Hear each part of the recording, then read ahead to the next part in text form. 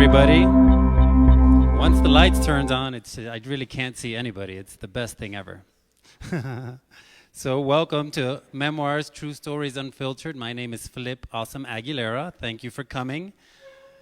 So I'm always looking for a reason to explain why memoirs exist. And this month, what I came up with is listening helps eliminate conflict. Yes or no? What do we think? All right, so let's take a listen to this. Poor listening skills are at the root of a lot of conflicts.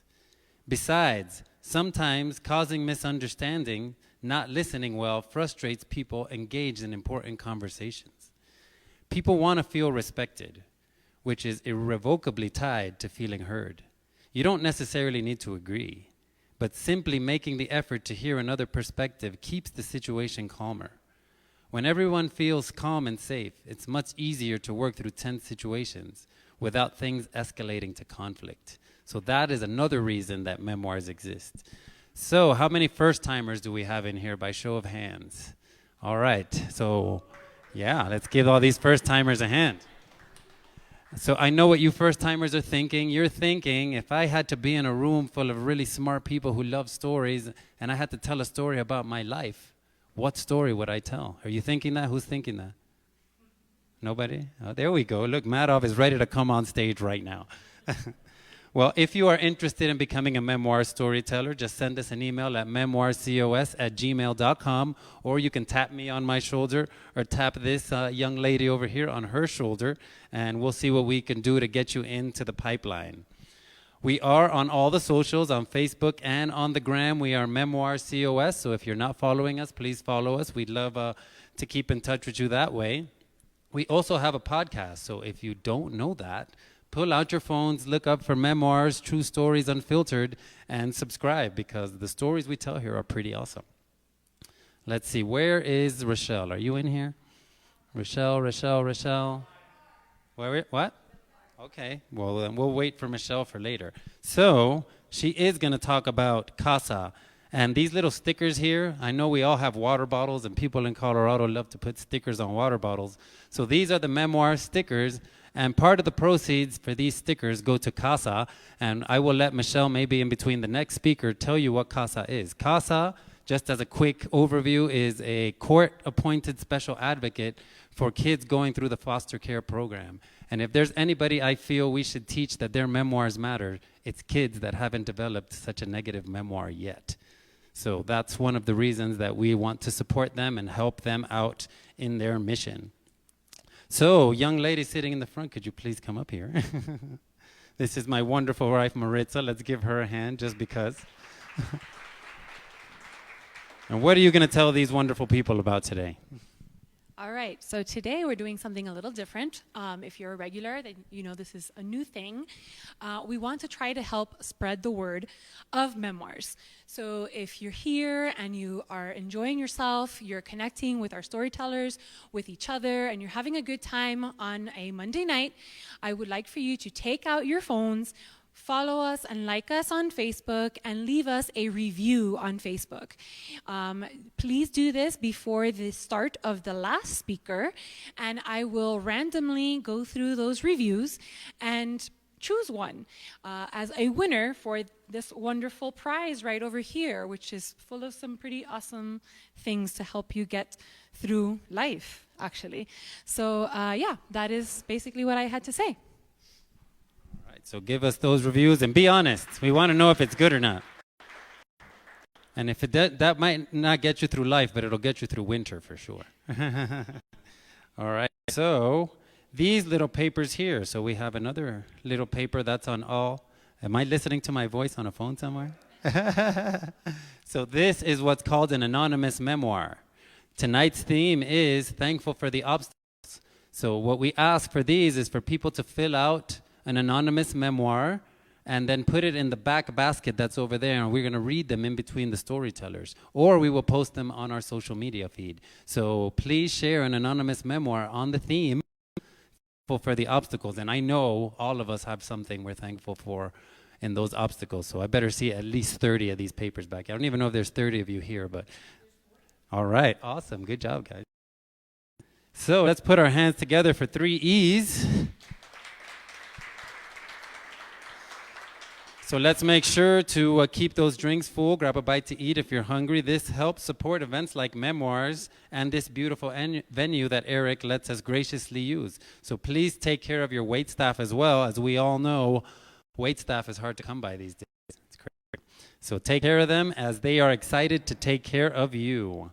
I would like to now thank my Memoirs team, Samantha out in the front, Maritza sitting here, and Mandy Penn, who is not feeling well today, so she couldn't make it.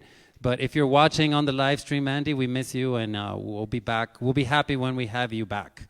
And I'd like to thank you, Colorado Springs, so give yourselves a hand. And let's keep clapping for our courageous storytellers of the evening. Are we ready to get this party started? Yeah. So tonight's theme, again, is Thankful for the Obstacles. Our storytellers for the evening are Jenna Seagraves, Life Through a Different Lens, Sunny Reyes, Starting Over Again, and Robert Kittridge, Obstacles Are Our Signpost. So now I'm going to read a little anecdote for this Memoirs here. It's a little bit long, this one, but hopefully you'll be along with me. As we give thanks this holiday season for everything we're grateful for, let us not forget to be thankful for the adversities we have encountered as well. Let's not dream to have a life without obstacles, even if it means that we wouldn't be hurt or troubled.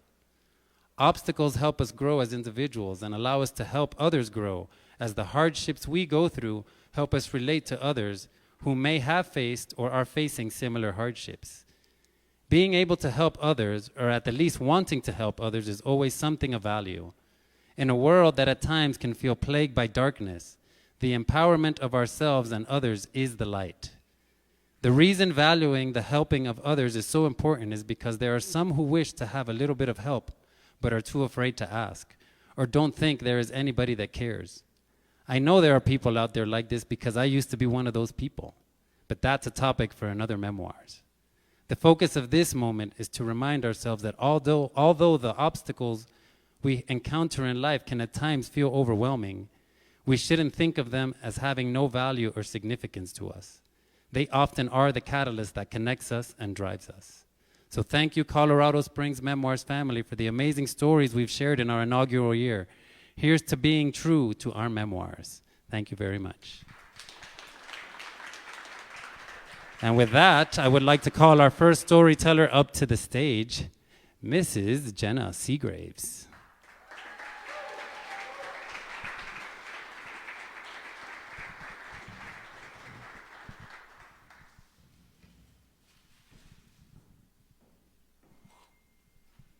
There it is, like magic.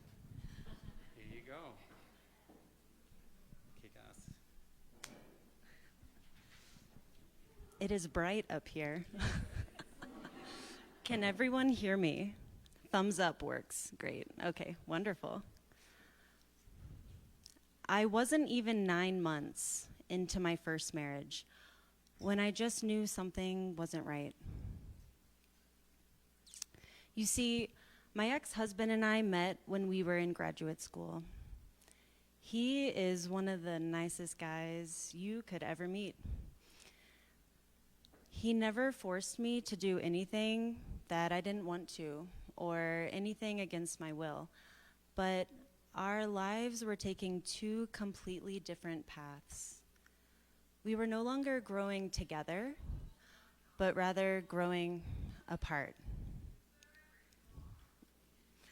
The first love of my life was this incredible girl. We can call her Sam.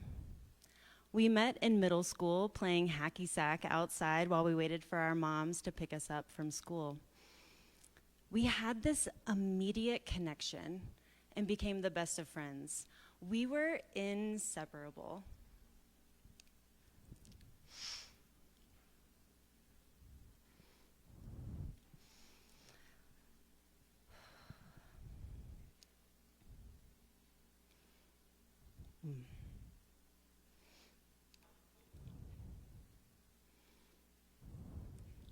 Sorry, guys. Yeah. Thank you.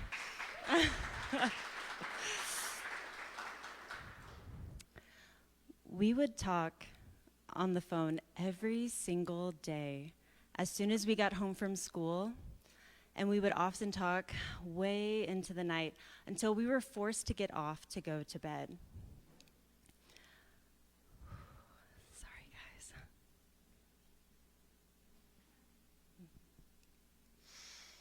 We even made up our own language. We could talk about any topic except our true feelings for each other. That was not allowed. I grew up in a mostly white, upper middle class town just outside of Houston, Texas, where there's a church on every corner. There's essentially no crime. Oh, and you are not gay. You're just not. The social structure was very apparent to me growing up in this neighborhood. You meet someone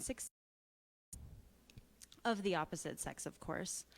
You get married, you buy a house, you have children. There's no other option. It does not exist, only in movies or books. Sam and I did not realize that our friendship was so much more than just a friendship until we were juniors in high school.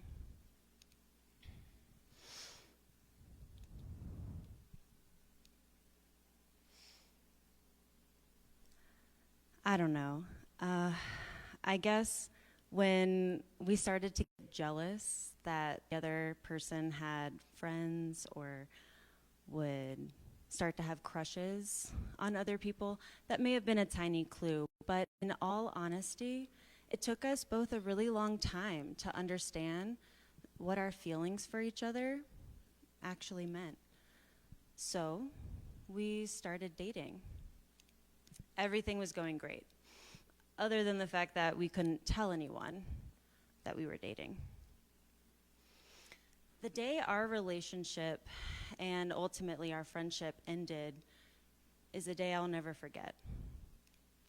Her mother had picked up the phone and started listening in on one of our phone conversations, you know, back in the day when we had landlines. And that was the last time we were ever able to speak to one another. Not only was I going through my first breakup, but I had lost my best friend. I kept replaying all of the conversations that we would have about where we would go to college and, you know, just so we could be close to one another.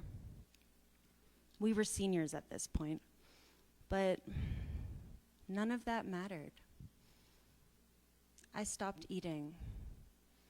I was in a chronic state of the deepest sadness that I had ever felt. All I wanted was my best friend back.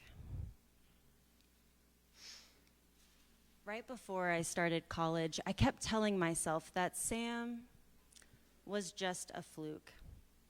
She was the exception. I don't actually like women. Maybe I like both. But either way, I was going to focus on men and only men from here on out. Flash forward to college. Going after men wasn't going so great for me. The third time that I was raped was the most traumatic for me.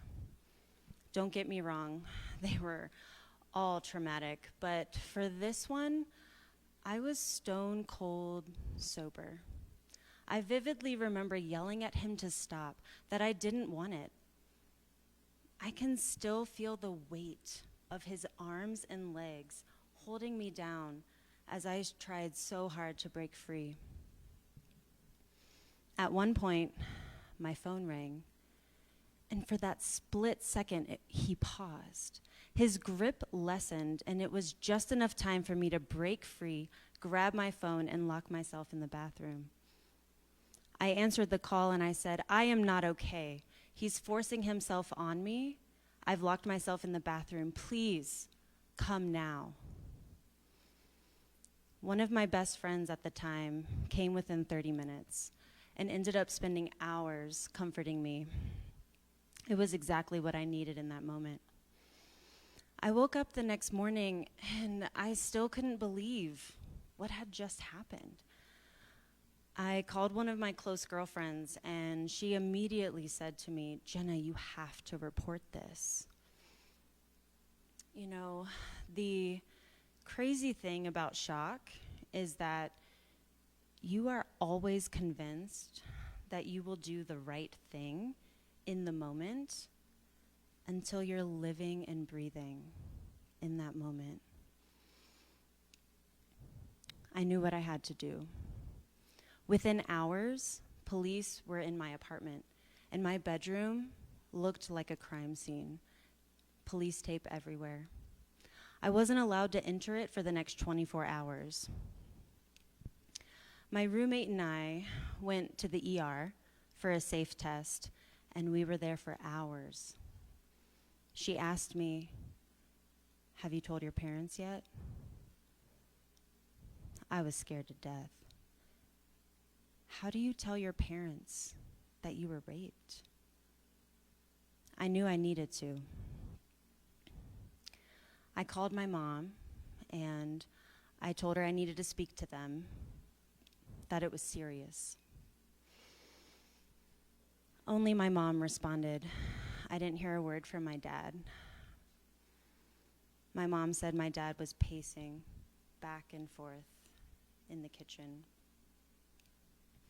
She said, "I don't know what words you need to hear right now, but I can drive to you." "Mom, why would you drive 3 hours when there's nothing you can do?" "I could hug you," she said. She didn't know it, but that was exactly what I needed to hear. I initially chose to fight this bastard. I was ready. The police had his name, phone number, and had evidence from my room. I had my own private investigator who would call me daily with updates on the case. I remember the day he told me that if I chose to proceed to go to court, that I would likely lose. That it would be another he said, she said situation. Now, let me give you all just a slight time frame here. It was now end of April. I was a senior in college. I had finals in the next week or two. And then after that, I would be moving across the country from Texas to Delaware to start graduate school. He said that I still had the right to fight this, that it was ultimately my decision. But he was honest. He didn't think I would win. He also told me that I likely wouldn't have a court date for another year or two, and that I would have to fly back to Texas whenever we had to go to court and relive every detail of that horrendous night. My mind was racing. What do I do? I called my mom. I'll never forget what she said. "Whatever you decide to do, that is the right decision." I love my mom. So I decided to file a report. Because that way, if anyone in the past or in the future also filed a claim against him, then we could get a good case against him. I had to move on. I still have some regrets to this day that I didn't fight hard enough back then, but I try to be kind to my 22-year-old self who could only think about moving forward with life and forgetting about this entirely. My ex-husband and I met in graduate school. He was quiet, reserved, and like I said, he never forced me to do anything that I didn't want to do. So this must be love, right? We dated for 3 years before getting married. We bought a 5-bedroom house. We were talking about, starting a family. In my mind, we were doing everything right, but something was off. We didn't really have fun together. We just seemed to tolerate each other really well. We didn't cook any meals together. We did our own separate grocery shopping, our own individual laundry. Nothing about our marriage seemed together or cohesive. So I started seeing a therapist. Shout out to mental health providers.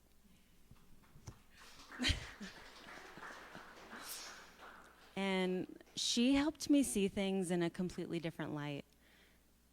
She was able to ask me all the hard questions, like, why is it so difficult for you to tell him you want a divorce? I was like, because he's my best friend and I care about him. She said, I see. Best friend. Let's talk about friendship. That's a safe topic, right? Sure. She started to ask me, what do I look for in a friend? So she had me think about all the friends I had. And regardless of how different they are from one another, she wanted me to focus on the various qualities that were within each of them. So I thought, okay, well, some are more trustworthy than others. Some are more open-minded. Some are more emotionally mature, and some give it to you straight. But I also told her that one of my favorite things to do is to just sit on the couch and talk for hours. You know, those really deep conversations that you're just completely engrossed in. So she said, well, tell me, what are you looking for in your life partner? The answer was completely obvious to me when she put it like that. I was looking for the ultimate friend, someone who embodies all of those qualities. And that was not him. It wasn't his fault. And it wasn't fair of me to ask him to change himself just so I could be happier. And if one of us isn't happy in the relationship, is it really fair to either of us?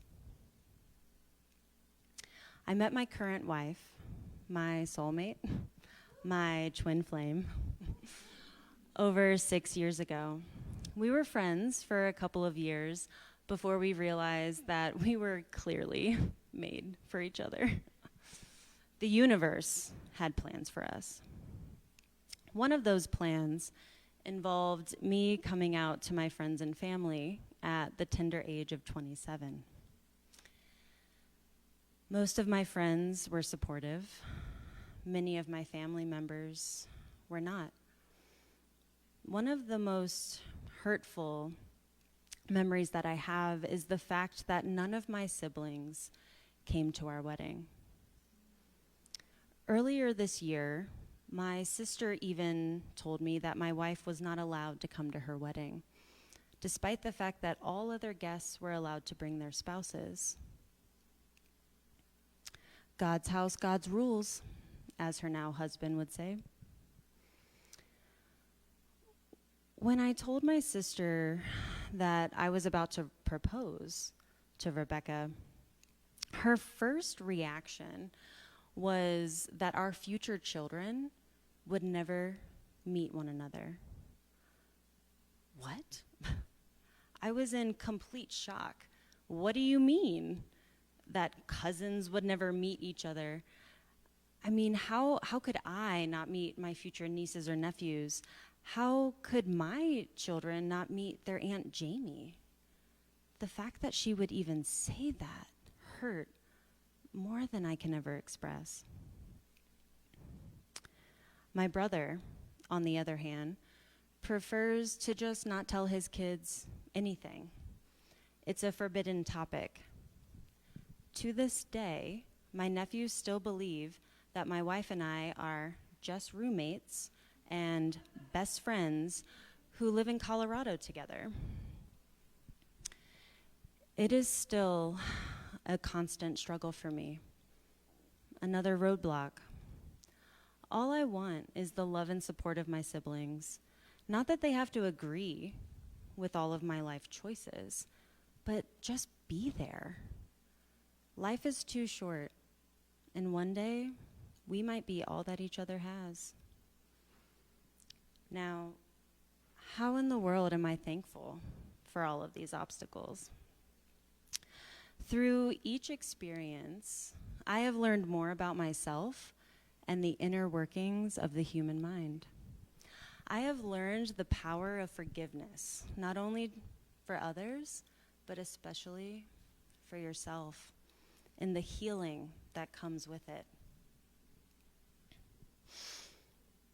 I strive to be true to myself, and I constantly look for the good in others. I believe we all have it within us. In a world filled with darkness, be the light. Choose kindness. Our thoughts and beliefs create the world that we see around us, and let me tell you, that glass is almost always half full.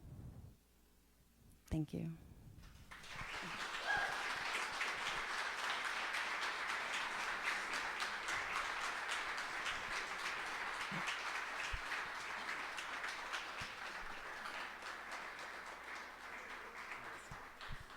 Wow, that was powerful, right? Okay, so do we have any anonymous memoirs back there? Hold on, Jenna, hold on. If there's any anonymous memoirs, you get to read them. I have to block the sun, hold on.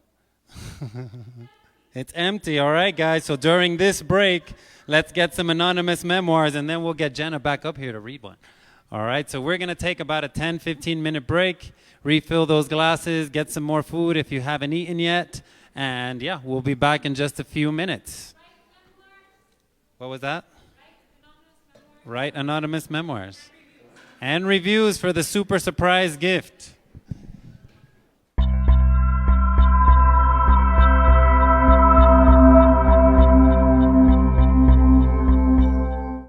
All right, so how's that first story rolling all over us, right? That has a lot of reverberation, that story.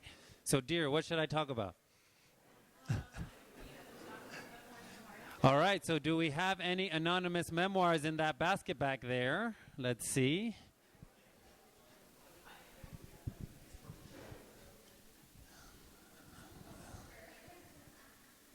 All right, Jenna, get back up here. We got an anonymous memoir for you to read. Just one? Oh. No, just one. Just one. And you get to pick it out of the basket.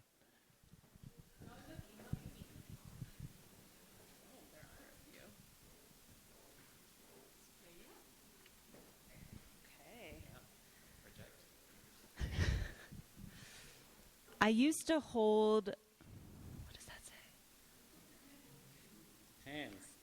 Hands. Sleep in the same bed, cuddling, and end every phone call with, I love you, to my best friend of the same sex. It took me 7 years to realize. LOL.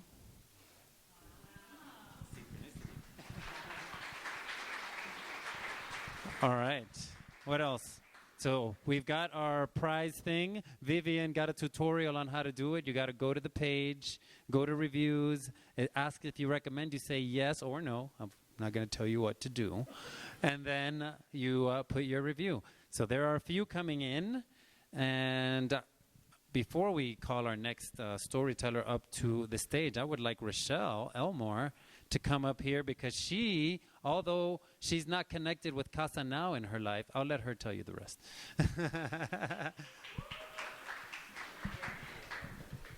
Well, as you know, these stickers for Memoirs, the proceeds go to CASA.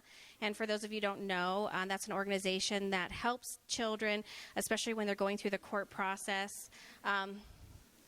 Yes, there we go. Thank you, the model, Vanna White, thank you. And I'm not affiliated with CASA, although I should be.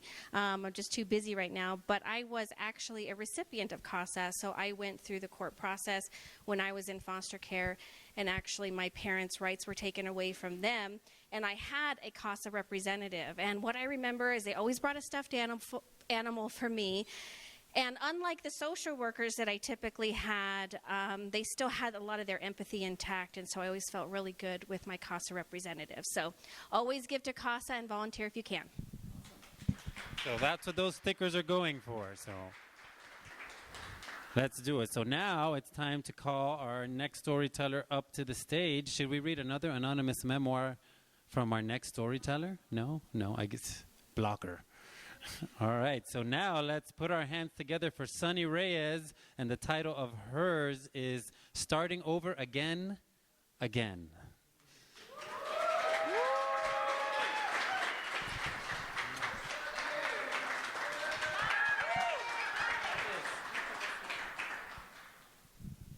Okay, can everybody hear me okay? I don't want to talk too loud. First, I want to say I'm thankful that these lights are bright as shit because I can't see, so that helps with my nerves a little bit.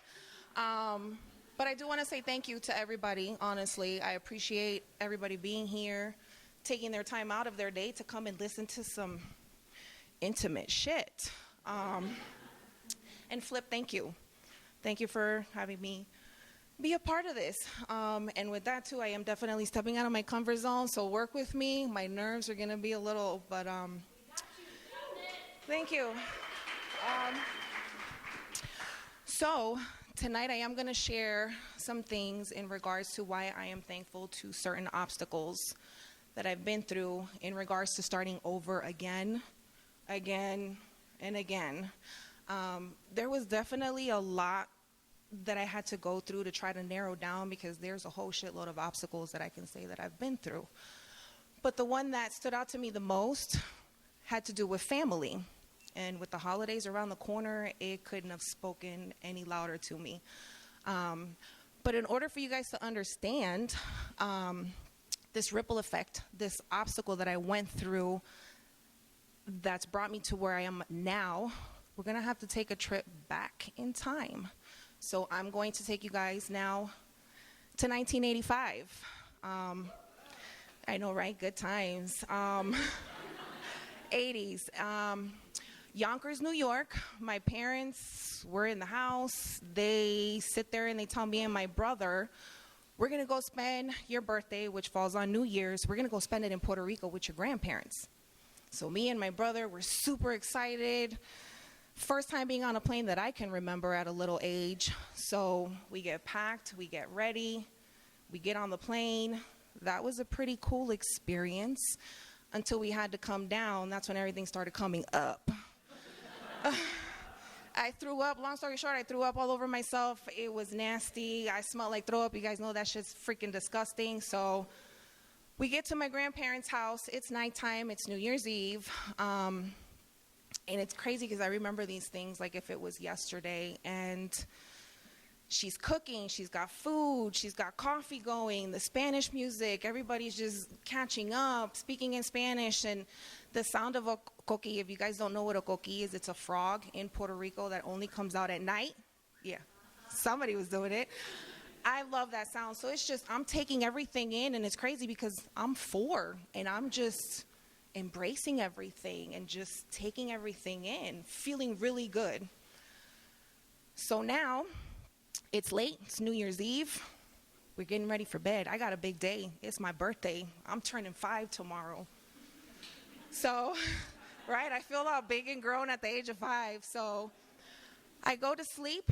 I go to bed with my grandparents that night, wake up the next morning, and it's my big day. My parents had left with my brother to go get some baby chicks, and in Puerto Rico they dye them, so you have a bunch of different colored chicks and shit. So they went and got me a yellow one, my brother another one. My grandmother was in the kitchen cooking yet again, coffee, music going.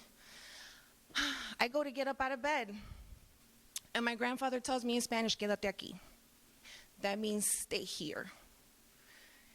And just at that moment, I felt so uncomfortable. And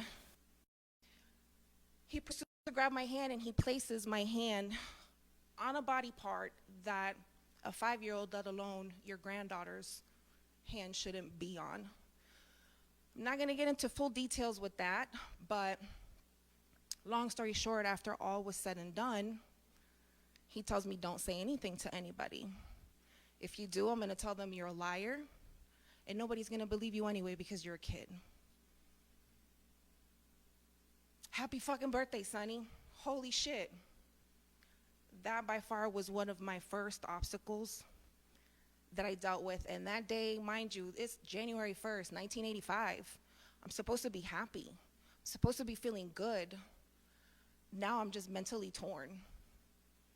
Do I say something? Do I keep it a secret? Are they even gonna believe me if I say anything to them? Are they gonna look at me different? So as the day progressed, Sonny said, fuck this shit. This is not right. I'm gonna say something. That day that I opened my mouth and I said something, that was the day Sonny was looked at different. I was the black sheep of the family. I was the liar. It's like I was exiled. I no longer fit in now. Fast forward a little, I'm growing up through life not having that love and support of family. Big fucking obstacle for me. I'm 16 now. I'm pregnant. I get kicked out. Yet again, another obstacle. I'm starting again. But getting kicked out at the age of 16 was definitely an obstacle that I feel helped me, and I was able to learn and become a mom at 16, a wife at 18. Finally got the courage, and I was reminded after 8 years the strength, the courage that I had to leave an 8-year abusive physically relationship, marriage. So that obstacle I was thankful for, because it reminded me of the strength and the courage that I had to get up and leave. I'm really trying hard not to cry, you guys, but again, it was an obstacle. It was a price that I paid. If I had to pay it again, I would. No regrets at all. I can sit there and say that these obstacles that I've been through of feeling alone, not having family, not having love, not having that support from people that should be there for you throughout life and growing up. Thankful because these obstacles, like I said, gave me the strength and gave me the courage as well. Another thing that's given me so much strength are my kids, and they're out here with me showing support, so thank you guys.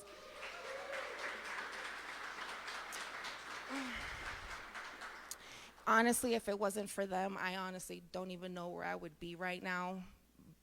Because like I said, it's been a lot, and they've been my strength more than they know. And I can sit here today and say, you know what? Damn, Sonny, you went through a lot of shit. And like I said, this is just little rough drafts because, man, I can be here all night sharing with you these stories. But thankful because, you know what? I say and I see it as your family tree. My branch broke. I redid my own fucking tree. I don't have to have my kids around that shit. The bond, the love, the union that I have with my kids, it's something that I am grateful for because that's stuff that I didn't have growing up as a kid with my family. Shit that I was supposed to have. I'm gonna sum this up because I am gonna get emotional, and I know my story is a little shorter because I didn't want to break down and cry.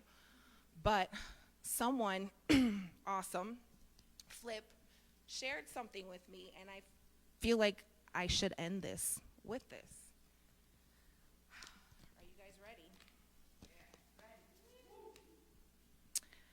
Family pathology rose from generation to generation like fire in the woods, taking down everything in its path until one person in one generation has the courage to turn and face the flames.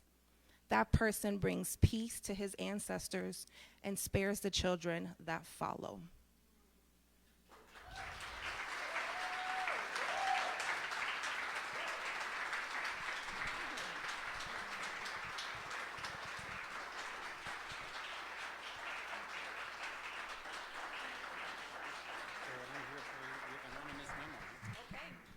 And there's more story to that. I know you got more story. I know you got more story. All right, can somebody bring that anonymous basket?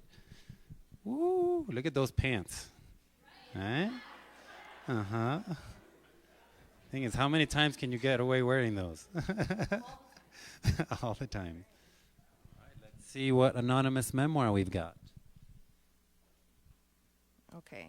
I once picked up my black boyfriend surrounded by 8 white police officers. He wasn't doing anything wrong other than trying to walk home. Their shock, what? They're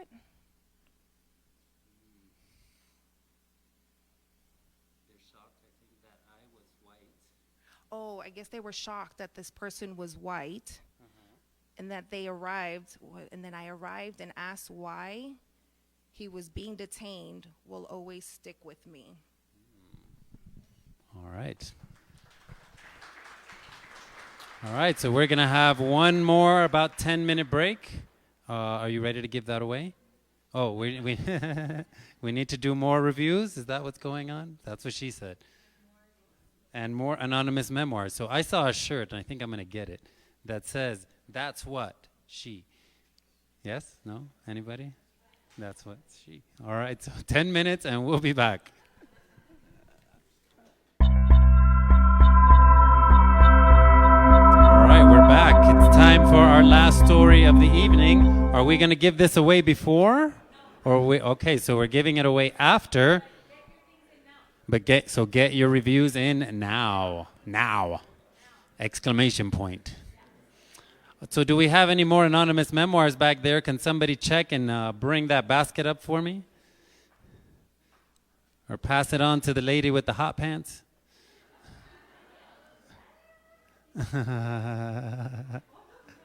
We have more. Do you want to read it? All right.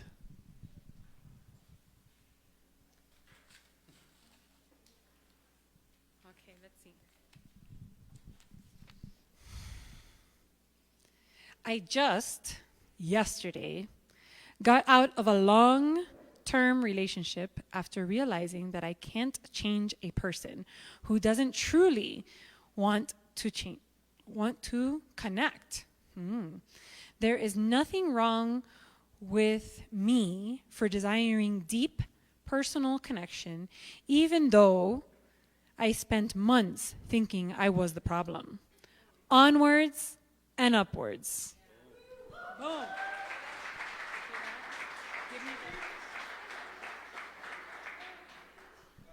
All right, and with that, let's go onward and upward, and let's welcome our last storyteller of the evening up to the stage. Everybody put your hands together for Robert Kittredge and Obstacles Are Our Signpost.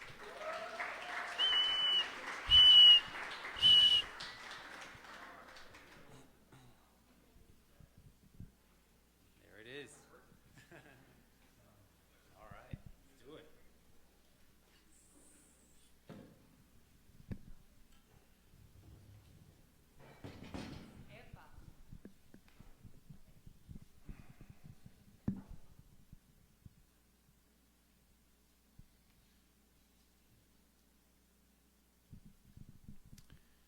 On your tables, you have a magic wand.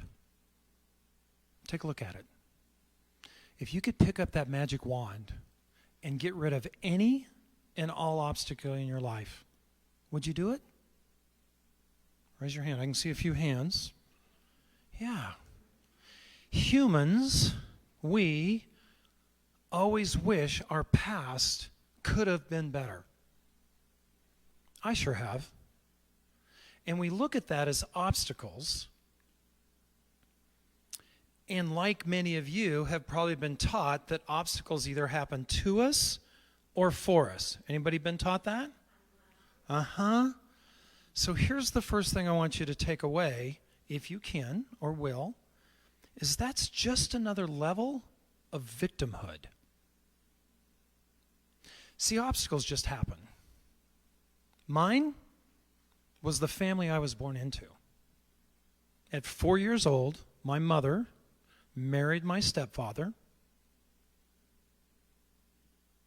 Vietnam veteran, undiagnosed PTSD, violent behavior, physically, emotionally, mentally abusive. From an early age, I learned that Friday nights were unknown. I didn't know whether we were going to have dinner on the table or on the wall. Because my mother knew that dinner better be on the table, but we couldn't eat until he got there. And then we didn't know even what time that was going to be. Because if he had went to the bar with his buddies and bought drinks all night, or whether he was coming home to us. See, I think obstacles are, and for me, the way I process this are three ways: mental, physical, and spiritual. Helps me kind of look at that. For me, most of my obstacles have been mental and have been self-imposed.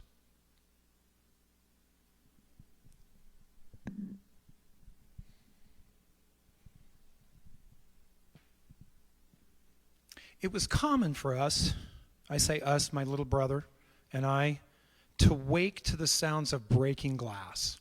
There wasn't much in our house that wasn't broken in one way or the other. And there was a night I woke up, I was 7, 8 years old.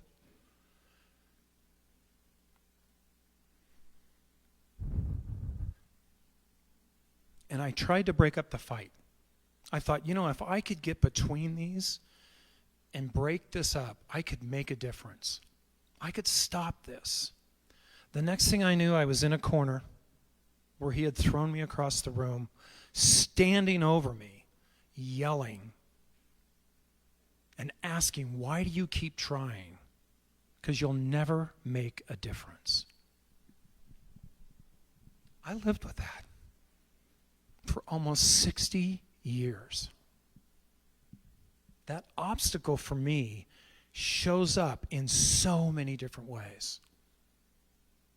Now, society teaches to look at it and push through it, go around it, confront it. All of that is what society tells us. But what if they're wrong? I now know that for me that doesn't work. It doesn't happening for me or to me, it just happens. And it's a signpost for me. I've learned that in the last 2 years.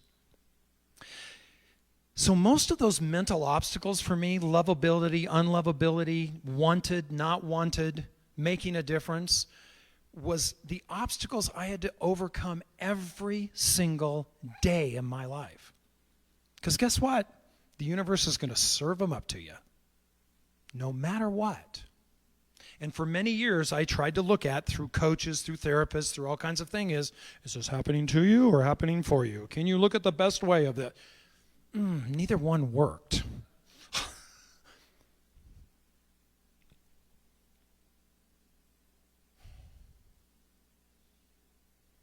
The second for me is a physical obstacle. May 6, 2016, I went to get out of bed, nightly old guy duty. In other words, I had to pee in the middle of the night. And as I stood up out of bed, the next thing I knew, I was flat on my face on the floor. My legs wouldn't work. Kind of like when you sleep on your arm. They just wouldn't work. Still had to pee. So I'm dragging myself to the bathroom, and I wake up my ex-wife, or she wakes up because I'm knocking stuff off the dresser, and she gets me to the bathroom, gets me back to bed, and says, "I'm going to call 911. Well, I spent 30 years in the fire service. We don't call 911. I said, no, you'll take and drive me to the hospital. And she did. Felt fine. Had no symptoms of anything except couldn't stand up. Legs wouldn't work. And as I laid in the ER and all the nurses and all the stuff and the blood and the blah, whatever they were trying to do, I heard the nurse say, oh, this could be the problem. Later, I found I had a blood pressure of about 265 over 168. Just a little high. I've now realized that part of that is because I didn't let go of some of the obstacles. I just kind of held on to them. The next morning, when I woke up in a hospital bed and the doctor came to me and was trying to explain what happened, in the end, he said, you had a stroke. We're going to take you down for an MRI. We're going to do all this kind of stuff. And immediately, I saw my life flash before my eyes. I was a coach. I was a speaker. I was a trainer. Now I couldn't even walk. Left side deficit, and for those that know me, I'm left-handed. So those that are left-handed, try eating with the other hand or writing or anything else. I saw my life flash before my eyes. I thought it was over. And I called two of my mentors, and the first one I called is like, oh, they're crying, and all he said is, are you done? I'm like, I think so. He said, don't put that in your future because it's not there. See, the doctors were telling me how I was going to be a stroke victim. And the obstacles I would face, not being able to walk or always needing assistance or blah, blah, blah, blah, blah. And my mentor looked at it a different way. He said, don't put that in your future because it's not there until you put it there. Different way to look at an obstacle, isn't it? Different way to look at it. And that's where I started looking at this for me and to me and started to realize I could overcome this obstacle. That was in May. August of that year, I went to a large event. I set my sights on going to that event without a cane. Because I walked with a cane for months. August of that year, I went to that event, worked 12-hour days at that event without a cane. I overcame that obstacle. But who did I become because of the obstacle? That's where I started to realize that obstacles are nothing more than choice signposts. That's all they are. They're put to us to make a choice. That's it. The question is, do you know the choice to make that's correct for you? So over the last 2 years, I've really started to dig into that and discover that. The third one of obstacles is spiritual. Now, mental are pretty deep, right? We're self-imposed, but they're pretty deep. Spiritual goes even deeper. And our family was never into church. They were never, we weren't into that until I was about 13, 14 years old, and my stepfather's cousin would come around about every 3 months. He was a traveling evangelist. So needless to say, for about 3 weeks, we were Bible thumping. I mean, it was fire and brimstone and God, and you need to be saved. And I can't tell you how many times I've been saved, probably about every month. But here's the thing, the obstacles didn't stop showing up. So I believed that I needed to go find a church. I needed to find a community. And I did. I found a church that was teaching love and acceptance. And one day I went to my pastor and said, I've got this situation, and I'd really like you to marry my girlfriend and I because she's pregnant. Oh, and did I say we were 16 years old and still in school? My first challenge of spiritual challenges, spiritual obstacles, where this love and acceptance turned into rejection, damnation, and I thought, what the hell?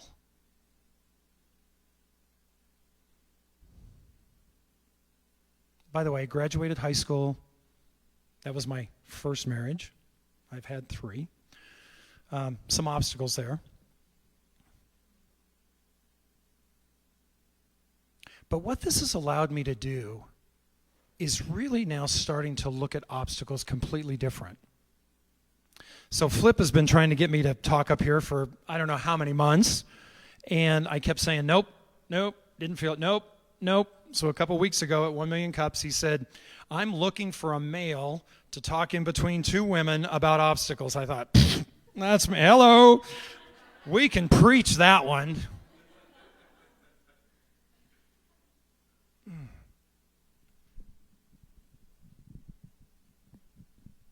And it's interesting when you start to dive into this is what the universe then gives you the opportunity for. And I'm struggling right now.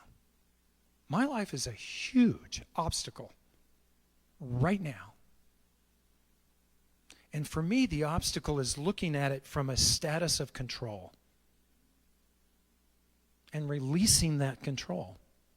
See, I believe that it is given to us as a signpost to look at and say, what is best for me? Now, unfortunately, last Friday night did not turn out so much. This little angry 6-year-old that's somewhere still in here came out. Rather ugly. But what it did was shatter some of the obstacles for me that were still in my way. Shattered him. And had me sit back and think about the people that are in my life.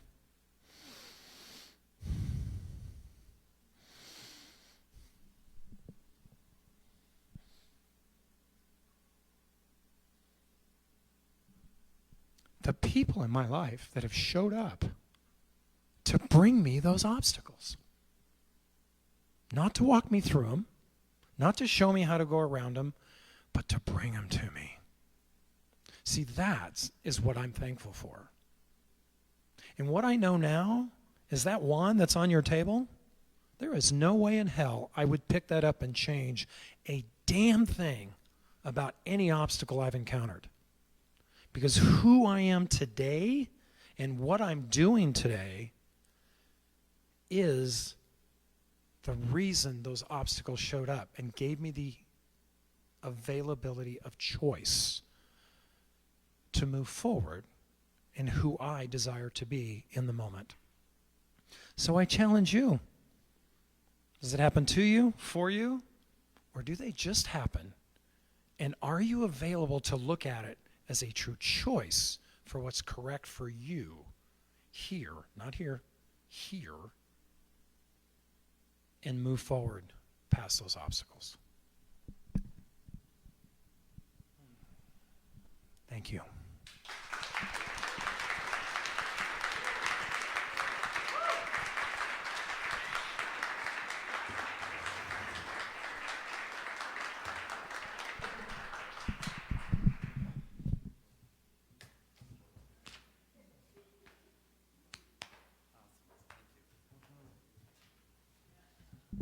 All right. So what are we doing next?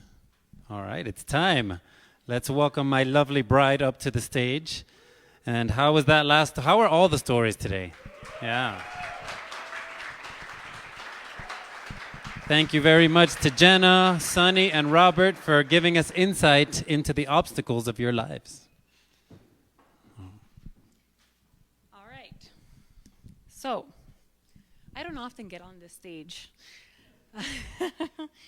I get on the Nerd Night stage, so if you guys ever want to have a fun and exciting time learning about cool, nerdy things, we also host Nerd Night COS.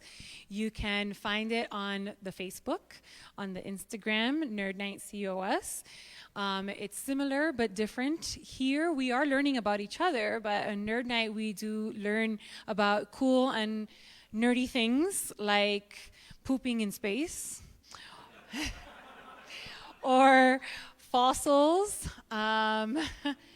onions, our body parts being kind of like onions and having layers from our Mr. Madhav over there. We've learned about interpersonal communication from Coral, and so many other cool and interesting topics. Oh yes, 150 years of Colorado Springs photography then and now, history. So history, science, all sorts of cool things we learn at Nerd Night.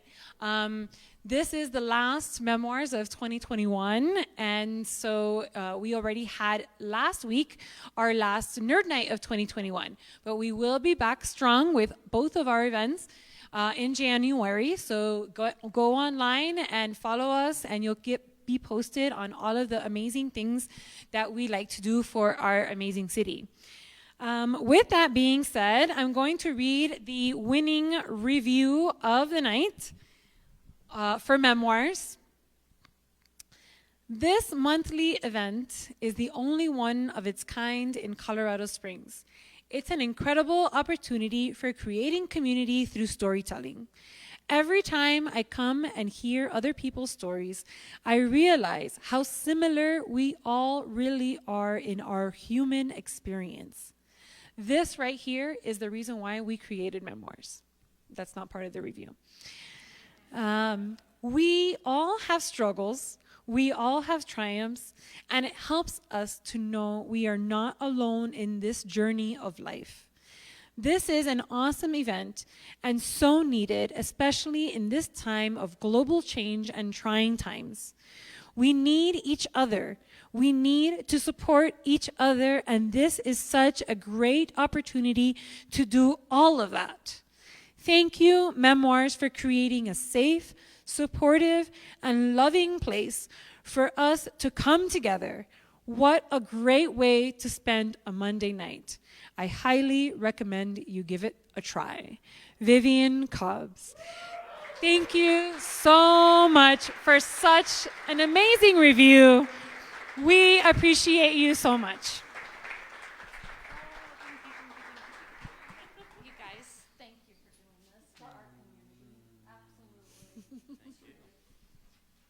This is an alumni storyteller as well. So actually, let's see. How many alumni storytellers do we have in here? If you've told a story on this stage, raise your hand. Let's give all these people a hand. These are part of our inaugural 2021 Memoirs, True Stories, Unfiltered Storytellers. All right, so we will be off for December. We will be putting things out in our socials, so don't keep your eyes out for things that we will be doing there. But who wants to know what January's theme is going to be? And everybody here that told the story today had something that also connects with this next theme, right? Because Jenna had to go through what she had to go through. Sunny had to go through what she had to go through. Robert had to go through what he had to go through. And all those places often take us to the theme of January, and that is new beginnings. So that will be January 31st, so last day of January, 6:30 p.m. right here at 3E's. And aside from that, thank you all for being here. We appreciate your time and attention because it's the greatest gift we can give to each other. Enjoy your holidays, and we will see you next year.